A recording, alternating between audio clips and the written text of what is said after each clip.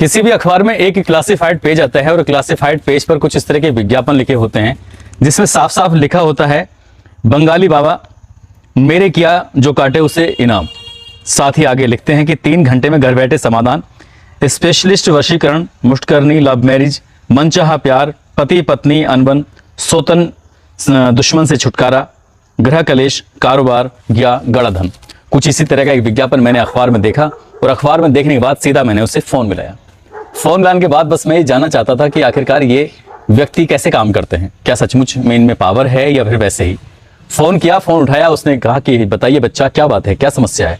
तो मैंने कहा एक पड़ोसी है, बहुत ज्यादा परेशान कर रहा है, उसका इलाज कैसे किया जाए। उसने कहा कि लगभग 2500 रुपए के आसपास का खर्चा आएगा और तुम 2500 रुपए पेटीएम या फोन पे कर दो, कुछ सामग्री आएगी, मैं पूजा पाठ करूंगा और वो सब कुछ ठीक हो जाएगा।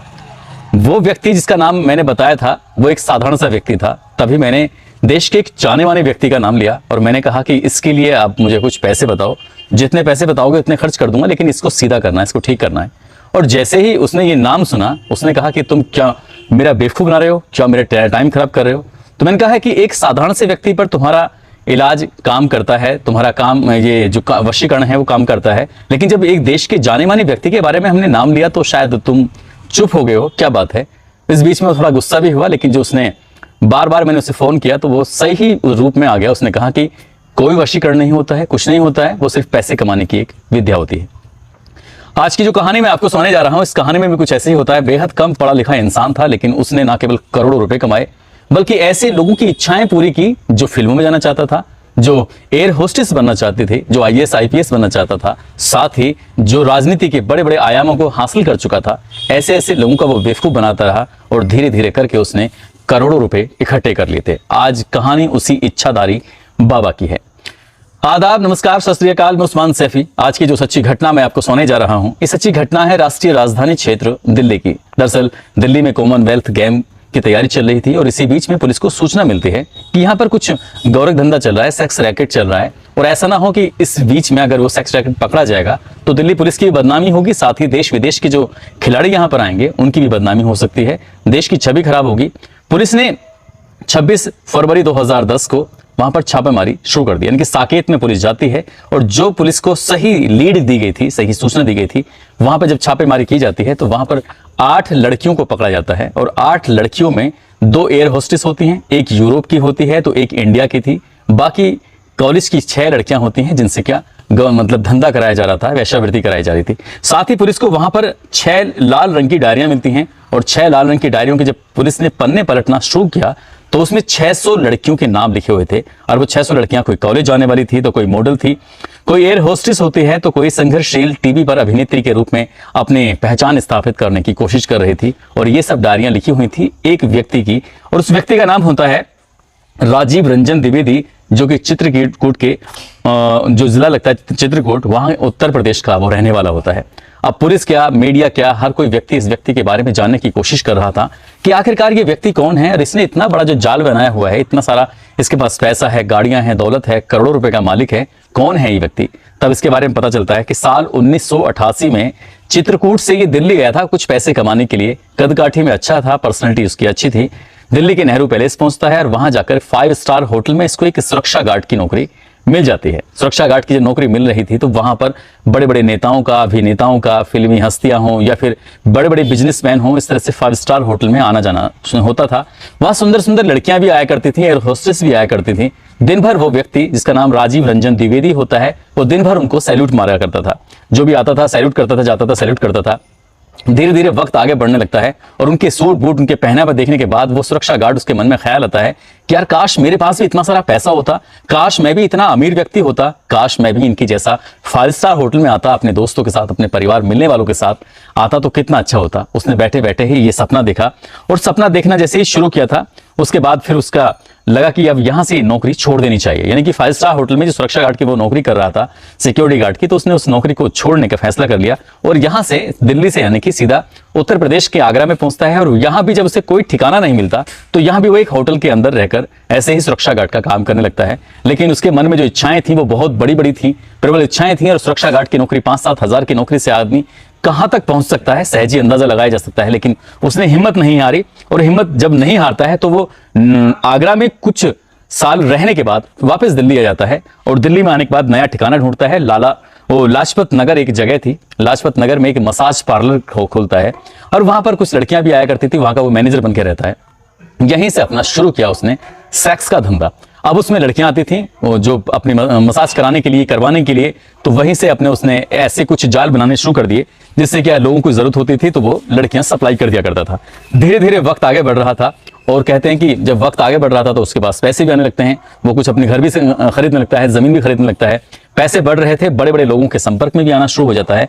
लेकिन मुखबिर की एक बार फिर से सूचना मिलती है, फिर से मतलब फर्स्ट टाइम सूचना मिलती है साल 1997 में, और पुलिस इसे पहली बार पकड़ती है। पहली बार पकड़ती है तो इसमें कई तरह के आरोप भी लगते थे, चोरी का आरोप है, डकैती का आरोप है, छिनैती का आरोप है, इस तरह के आरोप भी लगे। साल 1998 में ये दूसरी बार पकड़ा जाता है बदरपुर इलाके से। दिल्ली पुलिस इसे गिरफ्तार कर लेती है और इसी तरह से लगता है कि अब दिल्ली पुलिस इसे छोड़ेगी नहीं, कभी भी आती है छापा मारती है और उसे परेशान करने लगती है। तो वहां से इसने अपना यहां से हटने का फैसला कर लिया और सीधा फिर वो नोएडा आता है। नोएडा में आकर अपना कुछ काम धंधा ढूंढता है, लेकिन क्या करे क्योंकि पुलिस इसे परेशान कर रही थी, तो इसलिए अपना आके उसने रूप बदला। जो बाल थे वो कटाने बंद कर दिए, दाढ़ी भी उसने बढ़ानी शुरू कर दी। साथ ही जो उसने कपड़े पहनता था, जींस और उसकी टी शर्ट पहनता था, तो उसने वो भी उतार के उसने अलग रख दिए। उसके बाद उसने भगवा कलर के कपड़े पहने और उसने अपना रूप साधु या संत के रूप में वो पेश आने लगा। कोई उससे बात करता था, उसकी दाढ़ी बढ़ने लगती है, बाल बढ़ने लगते हैं। किसी को भी देखता था तो साइकोलॉजी उसकी इतनी स्ट्रांग हो जाती है, देखते ही पहचान लिया करता था कि तुम्हें कोई समस्या है, तुम्हें कोई दिक्कत है, इस समस्या का समाधान ऐसे हो सकता है। तो उसने धीरे धीरे करके अपना नाम फिर रखना शुरू कर दिया। नाम रखा उसने इच्छाधारी बाबा, जिसे सांप पकड़ने की उसे कला थी। सांप कितना ही जहरीला सांप हो उसको पकड़ लिया करता था, उसको साथ खेलता था। अब यहाँ पर बहुत सारे लोग, बहुत सारी लड़कियां जिनके कारोबार ठप थे, जिनके रोजगार नहीं थे, जो पढ़ाई में कमजोर थे, इस तरह के लोग अब आने लगते हैं। बाबा के पास आते थे, बाबा मैं पढ़ाई में बड़ा कमजोर हूँ, मुझे आशीर्वाद दो, मैं ठीक हो जाऊंगा। बाबा मेरा रोजगार नहीं मिल रहा है, मुझे रोजगार की व्यवस्था करा दो। बाबा मेरा कारोबार बिल्कुल पूरी तरह से ठप हो गया है। इस तरह से लगातार चलता रहा और साल 2003 तक उसने यहाँ पर ही अपना काम किया। और वो बाबा का जो रूप उसका था ही, यहां से वापस दिल्ली जाता है और दिल्ली जाने के बाद अब उसने बड़े बड़े लोगों के संपर्क में आ ही चुका था, क्योंकि जो उसने चोला पहना था उस चोले को पहनने के बाद वो पावरफुल भी हो रहा था। अब चाहे विधायक हो, सांसद हो, या फिर आईएएस ऑफिसर हो या आईपीएस ऑफिसर हो, इस तरह से उनके संपर्क में आने लगता है। और एक तरफ उसका दिन में प्रवचन देता था, रात को उसकी जो लड़कियां होती थी वो धंधा किया करती थी। इसी तरह से साल 2010 में 26 फरवरी की बात है, पुलिस ने जब उसे गिरफ्तार किया उसके पास 8 लड़कियां मिलती हैं, जिसमें 2 एयर होस्टेस होती हैं। और यहीं से उसके बारे में पता चलता है कि वो कितना बड़ा खिलाड़ी है। दरअसल उसके 600 लड़कियां उसके संपर्क में थी, खासकर ऐसी लड़कियां भी जो फिल्मों में हीरोइन बनना चाहती थी। कई विधायक, सांसद भी इसके संपर्क में थे। एक डायरी में सिर्फ 100 बड़े लोगों के नाम लिखे हुए थे, चाहे वो आईएएस हो, आईपीएस हो, इस तरह के सांसद हो, विधायक हो, इस तरह के लोगों के नाम लिखे हुए थे। और इसकी कहानी अब लगातार टेलीविजन पर चलने लगती है, लगातार हाईलाइट हो रही थी। अब हर कोई व्यक्ति इसके बारे में जानना चाहता था कि ये व्यक्ति कौन है, कहां से आया है। चित्रकूट से वो आया हुआ व्यक्ति जब उसके पुलिस पकड़ती है, गिरफ्तार करती है, लगातार कई बार वो जेल जाता था, लेकिन खिलाड़ी वो ऊंचे दर्जे का हो चुका था, क्योंकि लोगों के नाम सामने ना आ जाएं, इसलिए वही लोग जो इसकी सुरक्षा करते थे, वही लोगों के नाम जिससे जुड़ा हुआ था, जिन लोगों के पास अपनी लड़कियों को भेजा करता था, तो ऐसे ही लोग इसकी फिर मदद भी करने लगते हैं। कुल मिलाकर वहां से हटता है। हटने के बाद आगे कहानी बढ़ती चली जाती, कभी जेल जाता था, कभी बाहर निकलता था, लेकिन इसके किस्से, इसकी कहानियां लगातार हाईलाइट होते चले जाते हैं। और इसी तरह से साल 2017 में एक अमर कॉलोनी लगती है दिल्ली के अंदर। वहां की एक लड़की इस पर आरोप लगाती है कि इसने मुझसे 30 लाख रुपए लिए हैं सरकारी नौकरी दिलवाने के नाम पर। और दूसरी लड़की होती है रोहिणी इलाके की, उसने 12 लाख रुपए का आरोप लगाया था कि उस पर 12 लाख रुपए उसने लिए हैं, और लेकिन उसके बहन और उसके भाई की सरकारी नौकरी नहीं लगवाई है। आज भी ये बाबा, सुना है कि इस पर कोई ना कोई फ्रॉड का मामला चलता ही रहता है। हालांकि बाबा बहुत बड़ा इंसान बन गया है, करोड़पति बन गया, उसके पास पैसे की कोई कमी नहीं है। उसके यहाँ बताया जाता है कि ईडी ने भी छापा मारा था, तो ईडी ने जो भी इसके पास जो अवैध संपत्ति थी, चल अचल, वो भी बरामद कर ली थी। तो इसलिए बाबा का खेल ज्यादा दिन तक चल नहीं पाता है और पुलिस का लगातार जब शिकंजा उस पर कसता रहा। हालांकि बाबा ने मीडिया के सामने दावा किया था कि उसे सिर्फ बदनाम किया गया है, उसने इतना पैसा नहीं कमाया जितना पैसे का उस पर आरोप लगा है। उस पर कोई सेक्स रैकेट का धंधा नहीं है, वो लड़कियां उसकी सेवाएं किया करती थी। इसलिए उसने अपने बचाव में बहुत सारी बातें कही। लेकिन अगर आप गूगल करेंगे, आप जाकर किसी भी वेबसाइट को सर्च करेंगे, तो आपको इस इच्छाधारी बाबा के बारे में एक नहीं बहुत सारी जानकारियां मिल जाएंगी। इस बाबा को भीमानंद महाराज के नाम से भी जाना जाता है, इसको शिव मूर्त के नाम से भी जाना जाता है, राजीव रंजन, द्विवेदी के नाम से भी इस बाबा को जाना जाता है। दोस्तों, इस पूरे घटनाक्रम को सुनाने का उद्देश्य किसी को परेशान करना नहीं है, किसी का दिल दुखाना नहीं है, बल्कि आपको जागरूक करना है, आपको सचेत करना है कि आप अपनी ही मेहनत से किए हुए काम से ही सफलता हासिल कर सकते हैं। किसी बाबा के हाथ में या फिर किसी तरह के जादू टोने तंत्र मंत्र से कोई भी आगे नहीं बढ़ता। अखबार में जिस तरह से मैंने आपको शुरुआत में एग्जाम्पल दिया था कि ये गारंटी लेते हैं, अगर इतनी ही गारंटी लेते हैं, गड़ा हुआ धन निकाल सकते हैं, तो वो खुद मालदार क्यों नहीं हो जाते। इसलिए किसी ऐसे फ्रॉड लोगों के चक्कर में बिल्कुल ना फंसें और अच्छे लोगों के चक्कर में आए, ताकि आप भी अच्छी कामयाबी हासिल कर सकें। मेहनत से ही कामयाबी मिल सकती है। आज असम के रहने वाले हैं प्रकाश पाल, आज इनका जन्मदिन है। इनको जन्मदिन की बहुत सारी शुभकामनाएं, बहुत बहुत मुबारकबाद।